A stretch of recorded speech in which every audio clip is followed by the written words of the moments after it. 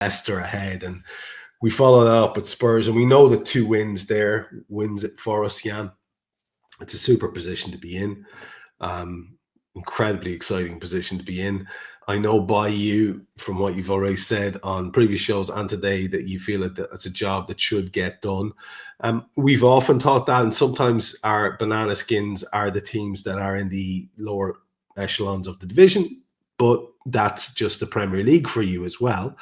Leicester, for people who aren't necessarily familiar with how they've been getting on, well, I mean, it's a tough ask for Leicester at the moment. Leicester are sitting there looking up at everybody else on 18 points after the 32 games, and they have had some dubious results, as you might imagine, to get them into that position.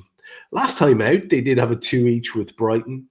Time before that, though, beaten 3 by Newcastle at Leicester. They had a 2-0 away defeat to Manchester City. United beat them 3-0 at Leicester's place. Chelsea beat them with Leicester away. And previous to that, West Ham beat them with Leicester away as well. It's been a tale of doom for them this season, Jan. Not a good year in any way, shape or form. And even just the makeup of the team, I suppose people are looking at and thinking, well, I recognize some of those names. Weren't they good at one point? You know, last time out, just for the record, their reasonably good result against Brighton, the 2-2. They lined up with Hermanson in goals, Cody, Okoli, Justin and Thomas across the back, Sumare and Didi, McAteer, El Canus, Mavdidi and Vardy up top. And then I hear myself saying those names and less of them are familiar, because we know what happened at that squad. It got pretty well poached. Off their bench, they can take Patson Daka, who was the next big thing a few years ago. Hasn't really worked out for him. Bobby De Cordova-Reid. They've got Oliver Skip. They've got Jake Evans, Jordan Ayew, Jakub Stolarczyk as well, and Wayo Koulibaly, and they also have Aluko on there. In terms of the threat that they possess, look, it's a Premier League team, and you underestimate anyone in the Premier League at your peril. But when you look at them and you weigh up what they've done so far this season, what do you put it down to? What is their season been about? So obviously the biggest problem Leicester had was that when they got promoted, their manager got poached by Chelsea, which the squad had been put together to play the way that he wanted to play, which was obviously heavily possession based. You mentioned what's their threat.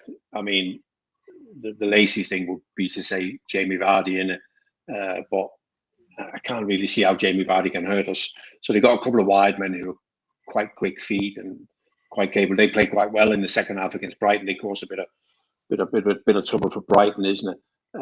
But I think then they brought Steve Cooper in, and Steve Cooper as a manager, as a defensive manager, you know, he wants to get people behind the ball. And if you haven't got a squad that can defend, which Leicester don't, it was always going to be trouble. Although having said that, I thought he did well in terms of getting the points that he got, and I still think it's a miracle looking at that Leicester squad and the fact they got 18 points. I think that's a lot of points for that squad, because I just don't see. You look and you go, where is the Premier League quality? You mentioned the goalkeeper Hermanson there. He's probably the best out of the lot. He's a good shot stopper. He's great with his feet.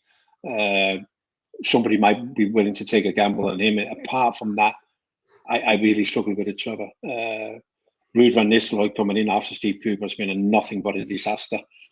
Difficult way to point the finger. Director of football who's brought in some players who with no Premier League quality, or Ruud van Nistelrooy not being able to do more than he's done. It's difficult. And one thing is for know is that for the time being, the Leicester City fans are pointing the finger at the director of football. They're blaming him for the debacle. He's the one who brought the players who are blatantly nowhere near good enough. And just before we move on to get a feel for the how you think it's going to go, the next opposition for the Reds then is at Anfield, and it is obviously going to be against Spurs, and that's exciting to think about that we could possibly win the league at home. And I know you think is likely, but Spurs play tonight, unless I'm mistaken, in the Europa, and they have, I think they're at 1-1 from the first leg. It's pretty tight anyway, from what I can recall. That will have a bearing, won't it? If they get through tonight, it's probably good news for us, in that you can imagine Ange focusing all the eggs into the basket of the Europa League, because it's the trophy that's available to them. And I haven't followed this Ange drama as much as many people have. I don't watch as much of the post-match stuff as I used to do. So I haven't seen this stuff. And apparently he's developed this reputation, Jan, for being very surly and grumpy in post-match interviews. And it feels like the wheels are coming off a bit. And people have been very high on him. First of all, do you reckon it's to our favor if they get through in Europe tonight? Second of all, or does that even matter, because maybe they want to play people for momentum? And second of all, then the Ange Postecoglou thing. What's your feel on where he's going as a coach? Do you see Spurs retaining his services? So Ange being the way he is, surly, grumpy, I think that's his personality. I just think that's part of his personality. And in his first season, when he did quite well, I think people quite enjoyed that side of him. So I've spoke to him, and I've always enjoyed talking to him, because he's very honest. I'm not talking about officially or interviewing or whatever. I'm talking, and he's very honest. Although he wouldn't commit on this thing, but he was a Liverpool fan or not. Although he said that he used to watch a lot of Liverpool fans with his dad. He said my dad was a big Liverpool fan, but he never went any further than that. It doesn't matter what he's in the Premier League as long as he's in Europe. No Premier League results are going to get him the sack as long as he's in Europe. But they have a tricky game tonight against Frankfurt. If they get knocked out, I don't know whether he'll survive or not. But I just think that so much water gone under the bridge that I find it almost impossible for Spurs to be able to keep him. It's I think they've lost the fourth most games in the Premier League this season. I think they've lost 17 games, Trevor. I mean, that is mental, isn't it? So there's obviously issues. Last summer, they went out and bought a lot of really young players, which they've obviously. The good thing with those young players is that they played a lot more minutes than what they normally would have done because of the injuries, isn't it? But even when the injured players are coming back, aren't they? Romero and Van der Veen and all of them are coming back, and nothing has improved, has it? So there's obviously a deep lying issue with either the way he wants to play or the way he gives his message across, or whether the players are just that this guy's not going to be here for much longer. I think that's the way it's heading. I just can't see Spurs. If Spurs wants to do what Spurs wants to do, and of course they want to do that, they got that big, brilliant stadium, they got good match day income, and they want to be competitive, don't they? Their dream with this new stadium was Champions League every year, and now there's 5 places, isn't it? So Spurs' ambition can only be to be in the Champions League, and I don't think Daniel Levy, whatever we make of him, is going to sit there and go, I still believe Ange is the right man. But if he wins the Europa League, gets him into the Champions League, I think he'll get to start next season. That's it. That's the one, isn't it? It's really hinging on that for him at that club as well. I think the potential of them winning that trophy, and I guess they have it in them to do it. Be interesting to see how the game goes tonight, and obviously that will affect how we talk next week. But we do have Leicester at the weekend, which will leave us, if we can win it, just one win away from this magical title number that we're all looking at. How do you see it going, man? I don't know what last week's result might have done for Leicester.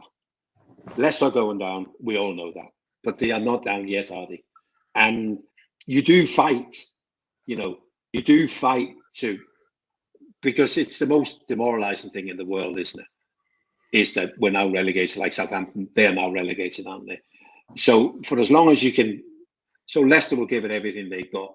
In terms of quality, they're nowhere near our level. I can't see us starting to run up 4 or 5s. So I think it'd be Leicester City 0. They don't score many goals, Trevor, that's for sure. Leicester City 0, Liverpool 2. Yeah, well, I'll bite your hand off for that, my friend. I'll tell you that much. Just one last thing. I see it addressed there in the comments, and I just want to talk about it. There's been, and you'll be aware of it, a massive chat about the standard of the Premier League this year. I saw Henry Winter go out on a limb there and do a little piece on video talking about, I think he was reading his own article, talking about how there's not enough credit being given to Liverpool. I just want to give you just the last word of the show on this. It really feels like people are going out of their way to talk about, how it's the standard isn't what it should be, or people are injuries, or all sorts of these mitigating factors, without just simply saying, look at Liverpool's record, look at how many wins they have, look at how few defeats they have. They are going to be worthy champions, Jan. That's all that matters. Yeah. And it doesn't feel like they're getting their flowers.